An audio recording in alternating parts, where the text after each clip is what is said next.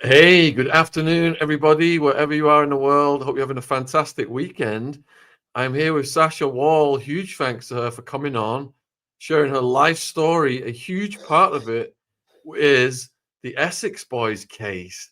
There's been fascination, endless fascination, theories around what happened to the three men who were assassinated in the vehicle. And Sacha came on and, in summary, did not rule out the possibility that it was the cops, a network of cops, Freemason cops, that may have ended their lives. So we had Billy Jasper on about a month ago, and a lot of what Sacha said parallels with what Billy Jasper said. And his podcast, they tried to close it down, they tried to shut him up. He's been in prison. He's done almost 40 years throughout his life. But, he's got a right to reply about the things that have been said to him on this story. And they still tried to shut it down. It was a real shame. But Sasha's here now, and she's got a lot to say. So huge thank you for coming on. Thank you, Sean. Thanks for having me and thanks for inviting me. And I really enjoyed our conversation. It was good to start talking again, really. Yeah, I mean, there's murders every single day, all over the news. Things are getting more and more violent all over the world. Why do you think there's so much fascination still in the Essex boys case? Because it happened so long ago. I think there's a lot of reasons. Obviously, when so many books, so many films have been made about this particular event, then of course it is actually creating not just a kind of local audience or a UK audience, it's creating a worldwide audience. It was sensational. I think it was, I personally think it was purposely sensationalized as a deterrent to other people that thought they could get cocky with the police and the network that are involved with them. Also, that's how stories are made. That's how papers are sold. That's how programs are made. If there's no sensational death, then nobody can make much of it. And then, of course, there's the reason that there's so many lies being told. And I think everybody knows that amongst that sensationalism and misinformation, which can just be mistakes, there's so much purposeful disinformation. And when this kind of assassination occurs, I do believe that it's very, very meticulously planned. Nothing's left to chance. All kinds of people can be put in the picture so that no one person is going to be looking like that is obviously them, because that's how people get away with things, so yeah, I think that the people that have been noisy about it since the start as well, and people that have made careers out of it, have kind of made a rod for their own back, because there is now a kind of a huge audience that really do want to know the truth. And you can't, like, that creates a massive energy. And that's why we are here this particular week. We're 30 years. And it is incredible. Like, I had no real idea until when I came back in with the Sky Murders documentary, is how big the audience was and how many people were still talking about it, and how many films have been made. I knew there was one, Rise of the Foot Soldier, and I knew there was a couple of books, but I didn't realize how massive it had got. And yeah, because so many people did give it the large one on it, and also we live in a time when people really want the truth, I believe. Yes. So I'm going to put the link, because some people have logged onto the live and they've not seen. We've just done a 2.5-hour podcast with Sacha. Did Freemason Cops Do the Essex Boys, it's called. So if you've not seen that, I'm going to put it in the description box. And I'm also going to put it in the live chat right now. That's the story in a lot of detail. But you've had a few people log on, Sacha, who are not familiar with the case at all.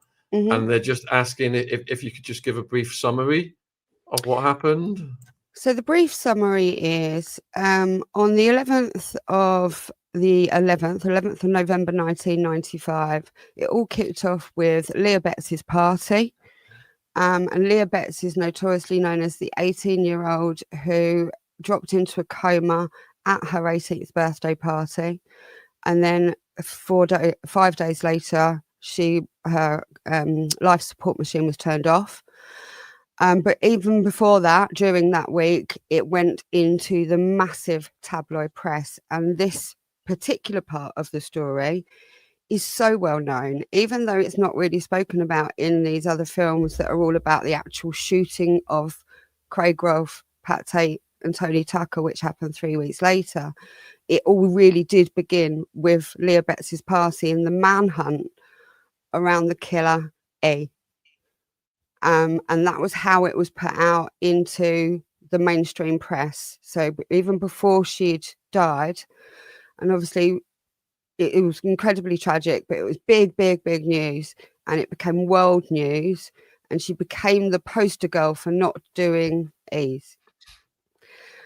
That all happened. Then there was this massive manhunt for the dealers of death, which was how it was being put out by the scandalous Sun and general tabloid press, but also the Independent, the Guardian, all these kind of people were hot on this. It's poison, it's all of this. And then 2 weeks later, 3 guys from Essex, so Tony Tucker and Pat Tate were both in their mid-30s, and Craig Rolfe was younger. He was about 10 years younger than them, in his mid-20s. And between the hours of 6 p.m. and midnight on the 6th of December, they had their brains blown out, basically, in a Range Rover down a country lane in Rettendon, which is kind of basically between Basildon and Chelmsford. It was put out that Tony Tucker was the person that was supplying the thrills to Raquel's, which was where I worked as a barmaid, on a Friday night only. And so it was then put out in the press that it was the dealers of the E that had unlivened Leah had now been dealt with. And so it was as if to say they deserved what was coming to them, and these people had been taken off the streets, so that was all a good thing. That's the case set up in a nutshell. Yeah, so tragically, young girl, Leah Betts, died from taking the E, and her father was a police officer. And when Billy Jasper came on, he didn't rule out that the father had a motive, and the connections, his colleagues, etc., and the Freemason connection to possibly get the guys they thought were responsible. So did you get a chance to watch the Billy Jasper podcast? And if so, what did you think? Yeah. So I thought it was really interesting. And I know a lot of people have said, he definitely did write that statement, and, or that the police wrote it, but it was his words. But in general, I thought Billy had a lot of balls to being in his position, having just come out. I was very interested in the fact that he believes that he was kept in or brought back in for a year just so that he couldn't talk about this case, because this is when the whole Billy Jasper theory was being put out. And obviously when your name is being put out like that, like you said, you have got a right to reply. Now, I don't know criminals and police like Billy does. I had, it's been a real wake-up call for me in the last 5 years just to how corrupt the police are. But I do know that that criminals and people that have been inside and everything, they know how it goes down. They know the people to look at. I do also believe that Michael Steele had said things similar effect in his parole, when he was trying to get parole, that it was corrupt police officers that were involved, and that we should be looking closer at that. And so I agreed with what Billy Jasper said on the fact that we should be allowed to look closely at this ex-Met police officer. Like I said in the podcast, is not to say that it was definitely him that shot the boys, and I don't think it probably was. I do believe it was a network that were intent on getting rid of these three, who were being cocky, who were up to a lot of naughty stuff and driving around in flash cars, and you know, like, you might as well have had kind of dealer of the on a sign on the top of the car, basically. But that was what it was like at the time, and they weren't the only ones. There was a good few Essex boys, as it were, that were doing very, very similar stuff. And of course, there's no way that Tony and Pat and Craig were the ones supplying the whole of Essex, but there's absolutely no way that's the case. So I do believe that Billy knows a lot, more than he's ever going to say, obviously. And I do believe that we are right to look at Paul Betts and really investigate all of the things he said, not just about the boys, but about what happened at the party, you know, about who he was and how the fact he did already know who Tony Tucker was before anything happened to his daughter. Yeah, so a few people in the chat said they've not seen the Billy Jasper podcast yet. So I'm putting the link to that one also in the description box. I'm going to also put it in the live chat right now. So how does this theory then cross over into the Freemasons? Is that because so many cops are known to be in the Freemasons, or do we know for sure, for example, was Leah Betts' dad a Freemason? So I've been told by another Mason, obviously I can't divulge my sources, but they have said they're a Mason, that Paul Betts was high up in the Freemasons. He had been a Met Police for 28 years, and he'd worked his way up up to inspector, and he was looking after a team of constables and sergeants, so he wasn't just like a local bobby or anything. 28 years. There's been a load of confusion regarding him being a firearms officer for the Met. Now, Billy said that as he understood it, it was. And if you put it into Grok or put it into AI, that will tell you that he was. However, I think it might be down to the fact that this has been put in the press so many times that's why it says he was a firearms officer. He has said, from what I can, from in actual statements, that he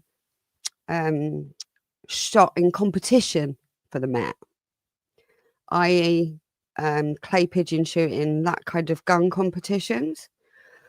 So yes, he was really handy with a gun, and he had started a clay pigeon shooting business just after he'd been retired from the Met. So when all of this happened, he had only been retired a couple of months before, and he was only 46. And this was a medical retirement, you know, one of those medical retirements.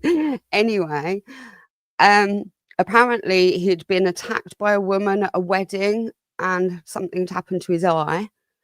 And so he was going blind in one eye, and that's why he was retired. So obviously he has lost all of his power at the moment. I think this is something to really recognise about Paul Betts, as in he's been this big inspector, and he's working in Romford, Hornchurch and Upminster. And this is where Hollywood's Romford is. And that's where Tony Tucker was doing the door. So this is his patch where Tony's doing the door, and this is how he knew him.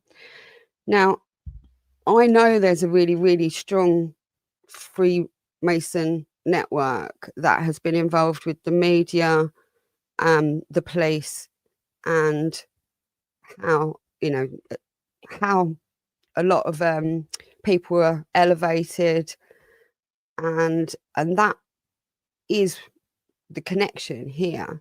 Nigel Benn, Tony was mates with. It was said that he was doing security, but he was kind of more mates with him, because Nigel Benn had some like proper high level security, and Tony wasn't that. Tony was a doorman. So from what I gather, the only way, like things like the crime scene was corrupted, there was a lot of manipulation with statements, a lot of people not looked at properly, and from what I gather, this is because of the Masonic network's cover up, and that it possibly was a contract through that network that was done on these boys. I never thought it was as simple as like Michael Steele and Jack Holmes just like rocked up, shot them, got away with it, wandered off. You know, it never rung true. It's something that is very, very difficult to get away with. And this network, you know, I've been told that he was really high up at with the Freemasons, and there is quite a lot of Masonic links.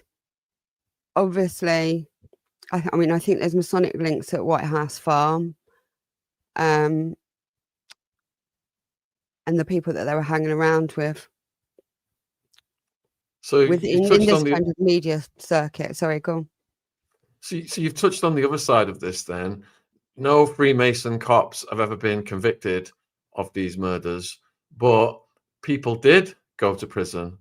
And could you just name who went to prison and what kind of evidence was supposedly presented against them? So, yeah, I mean, I don't know every single detail on this case because, you know, I haven't researched all of the statements. I mean, there is absolutely huge amounts, but it was Jack Holmes and Michael Steele that went to prison for it. I believe it was Michael Steele that they said that had shot him, or shot them, and Holmes was with him. These were older guys. They were involved in dealing. They did know them, but they weren't the only ones. I believe Darren Nichols, who is the Supergrass, he said that he was the getaway driver, and he basically grasped them, and it was mainly his testimony that meant that they got locked away for 30 years.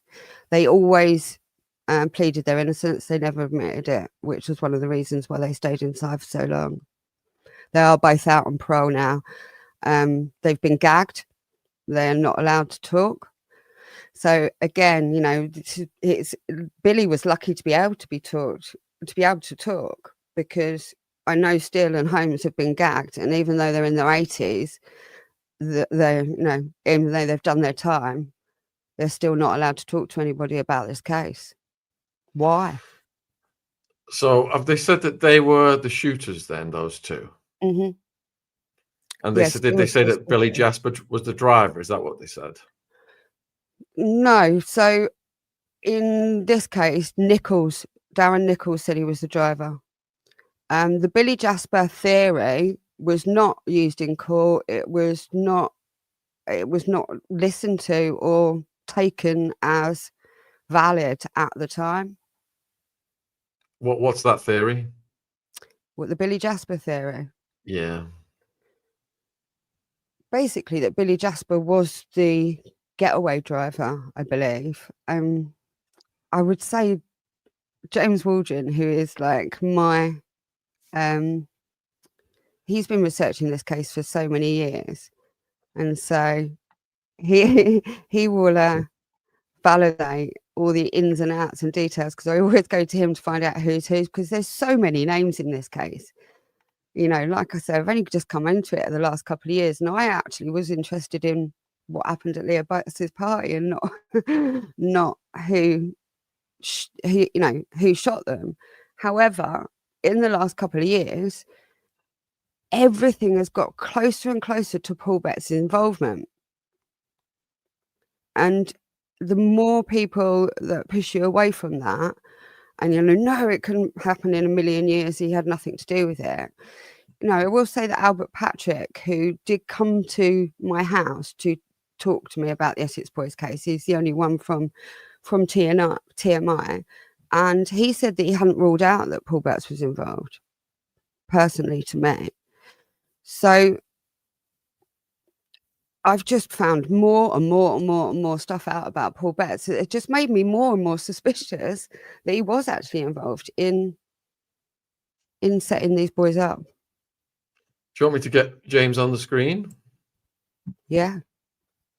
James, I'm going to put a link in the live chat. Just click it, and you'll be on the screen if you're up coming on. She wants to. Sounds like you know a lot, and he knows an awful lot.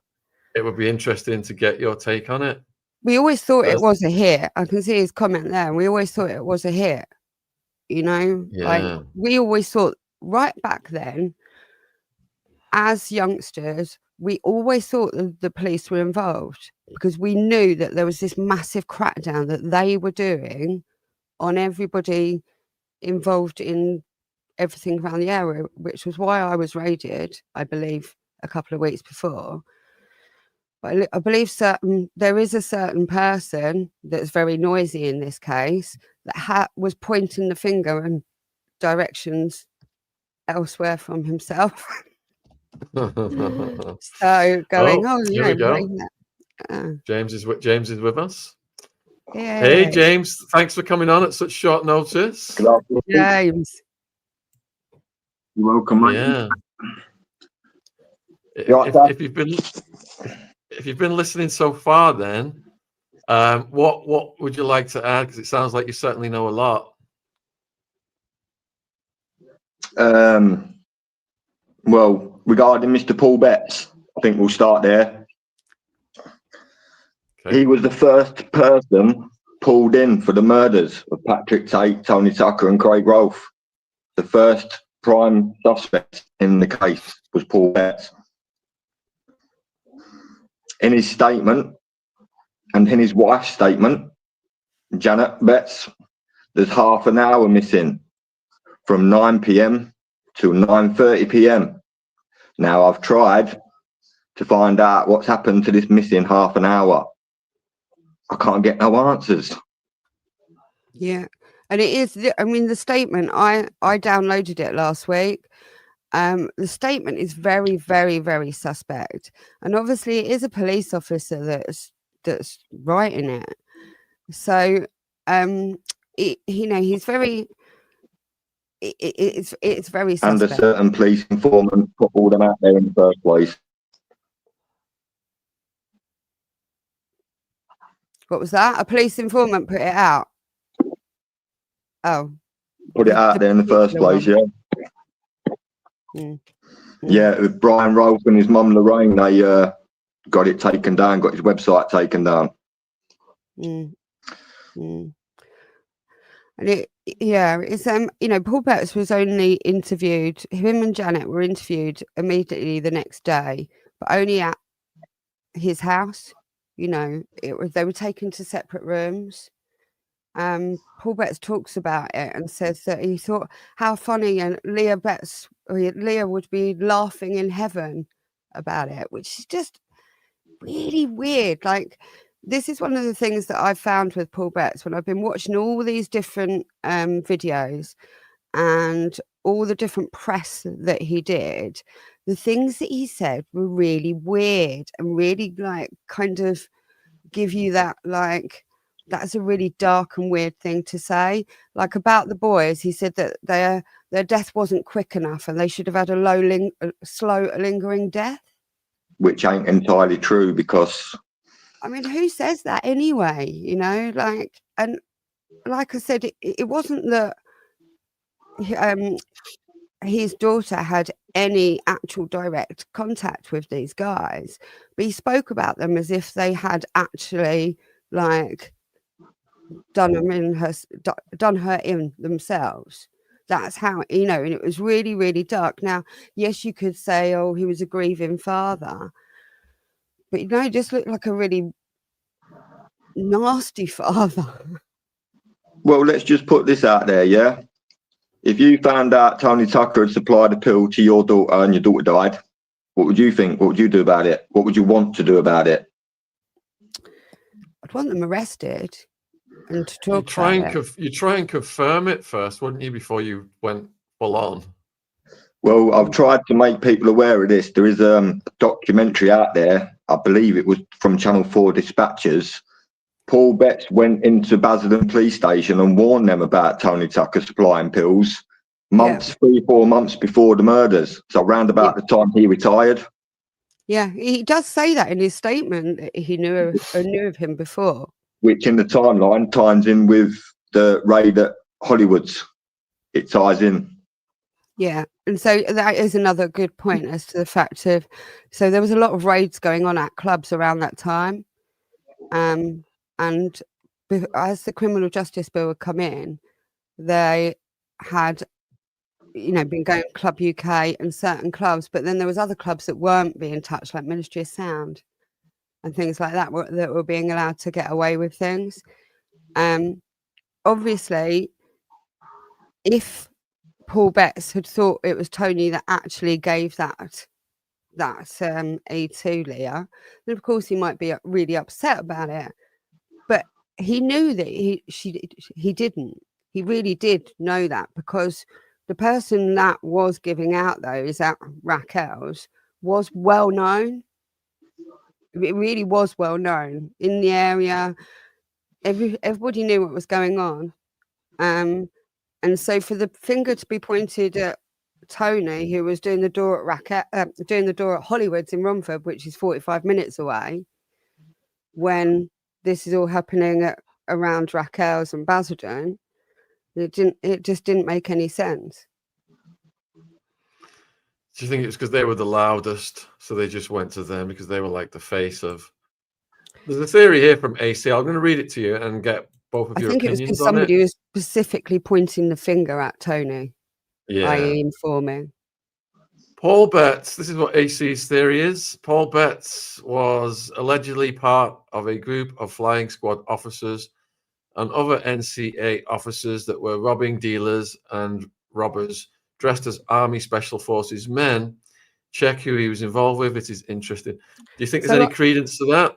I've been told this, but I've not been able to find any actual evidence of it. David McKelvey is saying that is not correct, and that he was just a neighbourhood community police inspector. So, but I haven't actually seen anything to verify either, because that, you know, that's what Billy Jasper said as well. And there is loads of things in loads of press articles. It says that Paul Betts was a firearms officer, and he's let those press articles go out. He hasn't asked them to be retracted. It hasn't been changed. And so, as you can imagine, over a 25-year period, it's been repeated and repeated and repeated. So, you know, if that is the truth, then I would love to find out some actual evidence of it, because if he was, could have well been part of the hit squad. Well, he owned 13 guns. He owned 13 guns at the time. Yeah. So that's in his police statement that there's 13. He's a 13 guns. So where did he train to learn to use the firearm? It was either White House Farm or it was in an official police capacity at a training ground. It's common sense, isn't it? Yeah. I mean, the White House Farm, which is right next to Workhouse Lane where it all happened, where they were shot. White House Farm is clay pigeon shooting farm and pheasant shooting. This was 15 minutes away from Paul's house. There isn't that many of those kind of shooting clubs, so this would have been his local, so he would have known it very well. Might be a good time to let you know about this, Sean. TMI that are investigating the case at this minute, they've asked Essex police for the shotgun cartridges from what happened that night, yeah? Now, obviously, when the killer shot him, he could have possibly had gloves on, like Darren Nichols said. Billy Jasper's never mentioned no gloves getting worn, but Nichols said overalls, wellies, fucking rubber gloves and all that crap. Now, Essex police won't give us the bullets to forensically retest them, because when they was loaded into the gun, the thumbprint could be on the back of the cartridge. So why won't Essex police give up them cartridges?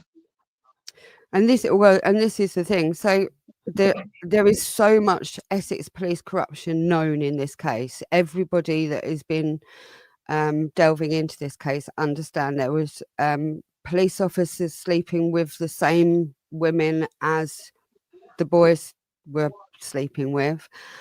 There's, George you know, Florence, who's now passed away. Florence, yeah, that's right. It's very clear that there was an awful lot of corruption that was going on with Essex police as well. Now, I'm not talking about, when we talk about corruption happens at the Masonic Lodge network where they're all meeting up, whether they be Essex police, Met police, guys in the media, doormen, people in security firms, all these people that are meeting up at these kinds of lodges, that is where the amount of characters and the cast of this whole actual mental story. There's actual proof of that. There's proof of Darren Nichols attending a certain dinner party with certain other people, and they're all Masons, and that's in official documented evidence what people can look at. So when people try and say there's no Freemason involvement in this case, you're talking shit. Yeah. And the more times people go, no, there's definitely no Freemason involved in this case, you're like, yeah, right. Because that's it obviously is. There's so many. I mean, the Operation Tiberius, which was looking into corruption within the Met and Masonic connections, there was a call that I think you got it, didn't you, from the Freedom of Information request that you did? Yeah, so he did Freedom of Information request, and within that there was a call that was made on the 16th of November, which is the day that Leah Betts died. It was made by a crime boss. It was put, wasn't it? TA, yeah. A crime boss to a ex-Met police officer offering to take out the dealers of the pills of Leah. Which is the hidden handshake. Which is the hidden handshake. They offered the hand of friendship, the hidden hand. And so that's actually in there, and then 3 weeks later they're gone. Now that would never have come out if he hadn't done that Freedom of Information request. And that actual call, when I was first contacted by the Sky Murders research team, they were looking into this. They were heavily looking into it. But then when when the documentary came out, it wasn't in there. I was like, why aren't they saying anything about that Freemason call? So when you got the evidence that they gave to you, the call, James, was that a transcript or was it a digital audio file? I got the complete Tiberius report, but it was heavily redacted. So then I put in another Freedom of Information request and said I want it unredacted. Took them a while, and then I woke up one morning, guess what was in my inbox? Tiberius. And I had to contact a few of the big crime people around London, bro, because if you've read Tiberius, there's a hell of a lot of people named in that report, all over London. So I've had to message people and say, look, I don't want you thinking I'm a grassier, but I've got to publish this report out because it could help the case that I'm helping. And I got the go ahead from a few people named in the report, mate. So I put it out. Yeah, I mean, he has put loads of work into this case. He knows so much. I just keep getting shut down.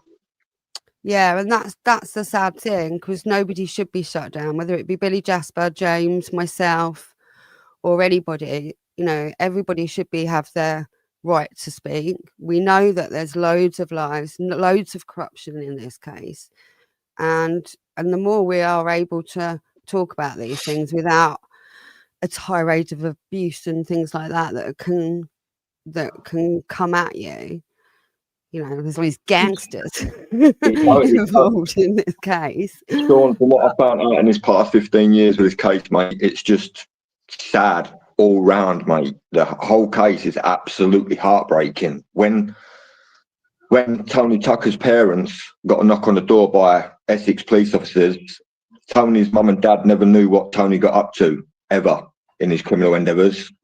His dad dropped dead of a heart attack. Yeah, immediately. Ooh. So Yeah. Tony Tucker's mum had to bury her son and her husband in the same week. Yeah. And same with stuff with the Supergrass with Mr. Darren Nichols.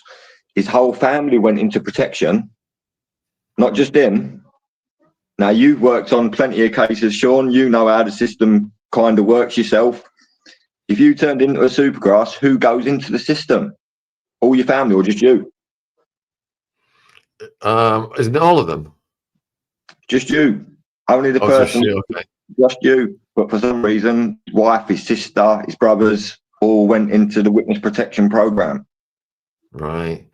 Yeah, because I've written about Escobar, and in Colombia they kill your whole family, so they got to put the whole family in. Yeah, If, so it cuts the info. Yeah. So what if Darren? All right. They could come out and change, mate. I think that's the kind of the big thing on this case is that there is so much corruption. We can get to the truth on it, but one of the reasons why it's not come out is because of the police involvement.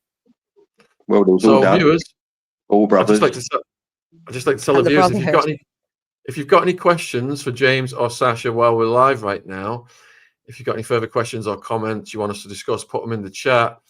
And I also want to remind the viewers as well that Sacha's got her own YouTube channel, Facebook page, Substack, TikTok, and radio station. All those links are in the description box if you're watching this on replay.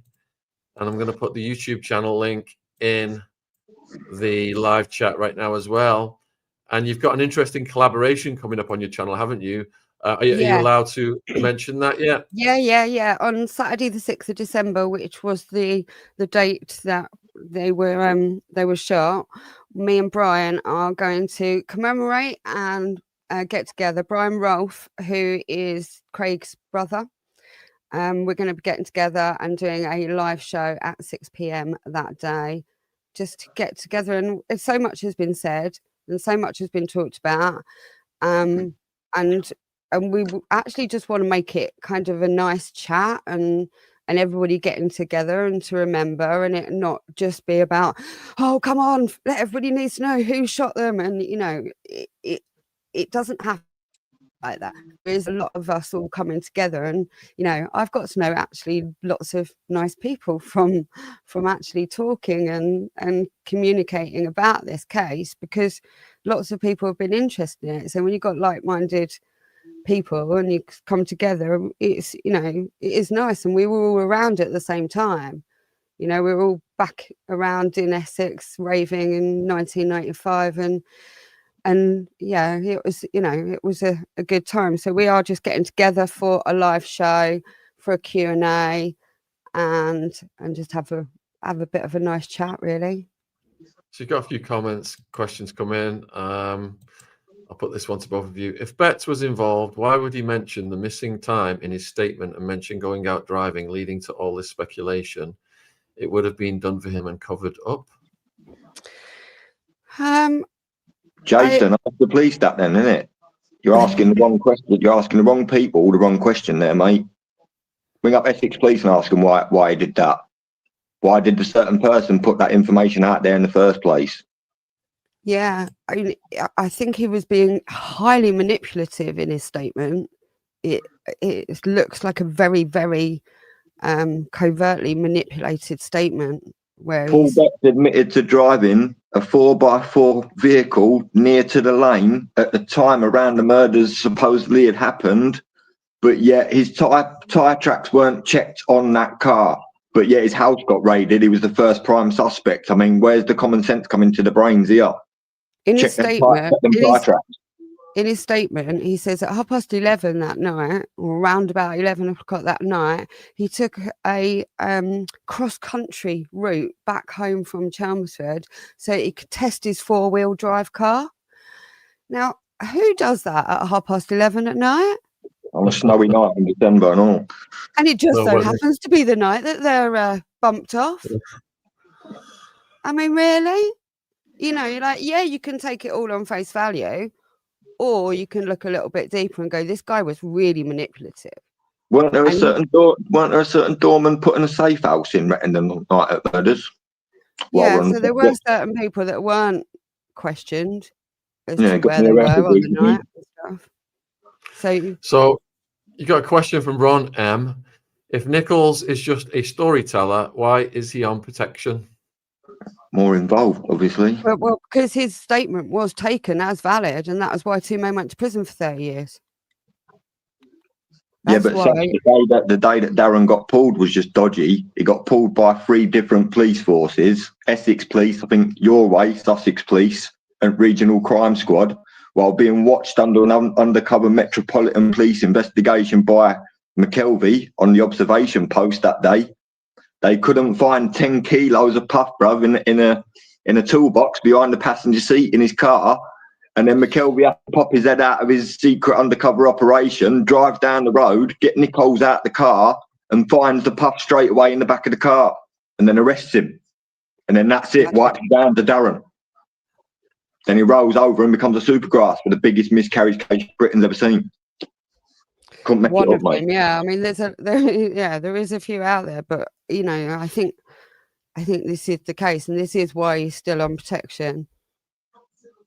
You know, because he was taken and he was a supergrass, and I think probably not a lot of people like him. Deborah's saying that she's just headed over to your channel to subscribe, Sacha, and she's asking, "Are you okay, love?" I'm okay, thank you. Yeah, I've been in recovery from losing my dad all year, and I'm getting back in action and getting back live again. So yeah, thanks for asking. All right, let's see. Big love. Unseen prosecution evidence next month may change opinions. Do you know what that means? Yeah, the orchestrated stuff that's going to be coming out. I think I'll have a say when that comes out, eh? I don't know. And, you know, I'm always open to look at new evidence, as we all should be. Any evidence that comes out in either way, we're always open to look at it. Ask me about the Porter Bright. What do you mean I'm the one that put that information out there? Oh, I do find it funny sometimes. Yeah, DC Bright got a phone call at 6:30 a.m. on the morning of the murders to tell him that he didn't recognise the driver, this police officer. He recognised Tony Tucker in the passenger, and he recognised Pat Tate, but he didn't recognise Craig Rolfe. Thought it was someone else. And that was at 6:30 in the morning. They didn't get found till 8:30 in the morning. There was also another girl, wasn't there? That what was her name? Melanie. Melanie Monk, that was visited that morning before it got light. So about 6:30, they said, that was told that they'd had their brains blown out, in her words. And nothing's been done about. Again, before it was reported. Yeah, before it was even light. So, it stands to reason that the police are involved. How many of them? Well, why Jack and Mick gagged? You've served. If you do the crime and serve the time, like me, I can talk about anything from my past because it's all in the past, and it's all been done. It's done with, so I could talk about anything. So why can't Mick and Jack? I'm not even allowed to go and see them, bruv. Yeah. All I want to do is go and see Jack, buy him a pint, and say, "I'm sorry, mate, for what happened. I'm trying to help," and I'm not even allowed to do that because it risks him going back to prison. I mean, who am I? I'm nobody. I'm just trying to help. I mean, you can see that there is still an awful lot of silencing and an awful lot of tactics, and eventually people will kind of die and the truth comes out. That's generally what happens. I mean, unfortunately, like with Virginia at the moment that you've got with the whole Epstein case, unfortunately she's gone, but it doesn't matter. Her book's out there, and it's shining her light bigger than ever. I just hope that Michael Steele and Jack Holmes have wrote their own book, so they might be gagged, but it will come out one day. Yeah, absolutely gut-wrenching. I just finished Virginia's audiobook, and the allegations she made against her own father, it was sickening yeah. And this is one of the things that, I mean, my life's changed massively in the last 5 years, but it's been, it has to be understood that not all fathers are good, not all mothers are good. And in this case of Paul Betts, this is why all of my radars are off, because he's just not coming across as a good father. And unfortunately, some fathers and stepfather or step parents, and I'm not singling out fathers, but unfortunately, it is the case that they can do some really, really bad things, and when they're in control of their children. And we can't not be emotionally grown enough to be able to talk about these things so we can stop them happening, instead of going, oh no, daddy wouldn't do that, oh no, mother's a good girl, really, because that is how these people are getting away with it. That is how they're getting away with hurting children across the board. And some of it's so obvious as well, isn't it? Like Paul Betts with William Betts. William Betts is the PDF file, and he's running his dad's barge boat in Scotland, mate. Still carrying on PDFing, mate. Still, yeah. Come on, so again, bring it up, mate. Again, I know I mentioned it in the podcast, but I know your listeners, Shaun, because I know what your audience are like, and they understand these things. Paul Betts moved to Scotland in 1999, which was not long after all of this happened. And then he bought a boat up there. Now, he had a boat down in Malden in Essex when he was down there, and he obviously liked to drink, so he bought a boat pub. Now, that is still a boat pub, run by his son, who has convicted one of those twice over, still offering to do magic tricks for kids in there. This should be a public health warning. And I've been contacted by people that have been and said that Paul Betts was writing statements to cover up for his son for what he'd done, that he was a nasty piece of work up there, and that it was well known that this family was a bad family up in Scotland. So none of this rings true to this guy at the same time going into schools, because there should be a massive safeguarding problem there. Anybody quite sickening. Yeah. So yeah. It comes across the board to understanding that when people in power are abusing their power, when we're able to find them out, we need to shine the light on these people and why it's happening. What's William got on his boat? Ex-cop John Wedger came on and talked about the PDFs and the canal boats and the scam they were running. Just had to move. I watched that. Yeah, I watched that. It was so illuminating because I know this, and I know this to be happening in Sussex on the waterways. And how John explained it as to why they live on the waterways and why they're moving often. And also, like with this whole Paul Betts thing, where he moved to in Scotland, it couldn't be more kind of Masonic up there where he was as well, and this is also moving to the other ends of the earth, so he can't be put under scrutiny. Got a question from Ron. Do you know why the restaurant owner didn't inquire about them not turning up for the meal? Well, I think Tony phoned up, didn't he, to book it for, it was table for 6 people, then he booked it for 8. But then obviously that was it. It was left at that, and they got murdered that night. So yeah, they had booked. They booked a meal that night that they never turned up for. Goldie, then. I agree with Goldie on the screen. I'm really tired of all the PDF files because it is the biggest sickness in our society. That's why I'm glad John brought up John Wedge there, because that whole thing what John's doing, good on him, mate. Like, John Wedge has got my backing completely, mate. If that man ever needs anything, I'm there.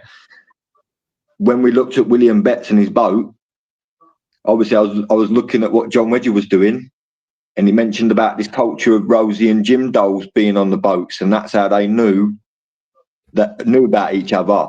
Guess what's on William Betts' boat? Rosie and Jim dolls. Is there? And I didn't know when that. you see it, it looks so out of place. Oh my It don't God. look right. It just don't look right. So This boat is still owned by Janet Betts, Leah Betts' stepmom. She's the licensee. He works behind the bar. how can he even serve? Mate, so much can be said about that. Lisa wants to know: It's is your dog a staffy? She's a chocolate tri-American bulldog. Oh, bless. I think we've gone through all the questions and we're nearly at the hour. Is there anything you guys would like to say in conclusion then? Just thank you for having us on. We'll keep the conversation going. I do believe that we'll get to the truth in the end. I do believe it will, like Billy Jasper said at the end of his podcast, the truth is like the sun, it always comes out in the end. And James, do you have anything to say in conclusion? And can people follow you on socials? They can if they want to, bruv. But obviously with my group, I ended up with, I had like 750,000 people behind me at my peak, and then someone got into the group, got my Facebook deleted. Then the group, then the group got taken off me. I got offered to go back on there in the last couple of weeks, but if I'm going to go back on that group now, it's just to shut it down, because it's the official people that are involved now, like Sacha, Brian, all them, that we need to get together and we need to solve the case once and for all. That's for everybody involved. Pat Tate was a brother, he was a dad. Tony Tucker was a brother, he was a dad. Craig Rolfe was a brother, he was a dad. They all deserve to rest in peace, no matter what they did. Tony's dad deserves to rest in peace, no matter what happened. And then same with the Grasses, all their families. Some of them don't even know what their cousin's uncle's dad did 30 years ago. So I'm trying to cater for everyone, and it's hard because you can potentially ruin people's lives now. If the truth come out now, if the shooter's still alive, he's going to get convicted. He's going to go away for life sentence, isn't he? So yeah, it needs to be done in the most amicable, respectful way for everyone involved. That's respectful and adult way. Yeah. None of this bullying, narcissistic crap what's been going on for the last 15 years. I've had everything thrown at me, absolutely everything. Nobody needs it. Yeah. When you're over the target, they try and shut you down. It just shows you're getting closer and closer to the truth. Ain't that the truth? When you try and do good work, it's like bang, bang, bang at you. It's like, wow, just like Sacha's had it when she got onto my old group, bro. Like, she had it. I found this across the board in the last 5 years with anything. As soon as you start to put your neck out and say the truth, there will be a certain amount of people that will try and silence you. The bigger, more important that truth is, the more they try and silence you, like you said. So you just got to take that energy and run with it. Because my cat's now meowing at me. Thank you for spending time with us. I'm going to let you guys go and close the show, and have a great rest of your weekend. Cheers, guys. Thank you. Yeah, you too. Cheers, James. Thanks. All right. So if you want to support Sacha, like I said, we have got Sacha's links in the description box: YouTube, Facebook, Substack, TikTok, radio station. I'll put them in the live chat again right now. And we are not done for the day, folks. Ex-cop Gary is coming on at 6. Let me just double check all this. Yeah. So at 6 o'clock, Gary Waterman exposing his arrest, judges, and royal fraud. And he's got King Charles, Starmer, and the no longer Prince Andrew Windsor Mountbatten, or Mountbatten Windsor on the thumbnail of that one. So that's 6 o'clock, just over an hour. So that's going to probably run for a few hours.